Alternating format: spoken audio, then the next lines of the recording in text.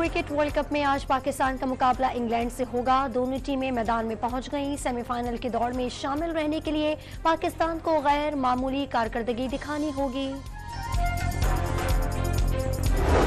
खैबर पख्तूनख्वा के निगरां वज़ीर आला आजम खान पेशावर में इंतकाल कर गए। आज आबाई इलाके 4 सद्दा में सुपुर्द खाक किया जाएगा। आजम खान के इंतकाल पर सदर और निगरां वज़ीर आजम समेत सियासी क़यादत का इजहार अफसोस। आजम खान के इंतकाल के साथ ही खैबर पख्तूनख्वा की निगरां काबीना तहरीर तमाम इख्तियारात गवर्नर को मुंतकिल। नई निगरां वज़ीर आला का इंतखाब सेनेट कमेटी करेगी। कमेटी मुत्तफिक न हुई तो मामला इलेक्शन कमीशन जाएगा। साबिक सेक्रेटरी इलेक्शन कमीशन कुंवर दिलशाद का मौक़िफ़।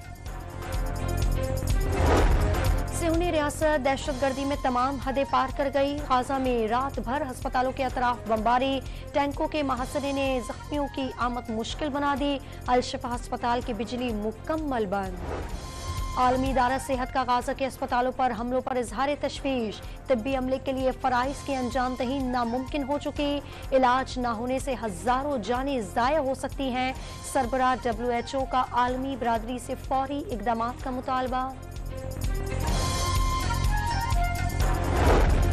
सुप्रीम कोर्ट में मरदमशुमारी के खिलाफ अपील समाअत के लिए मुकर्रर। जस्टिस एजाजुल एहसन की सरबराही में 3 रुकनी बेंच 13 नवंबर को समाअत करेगा।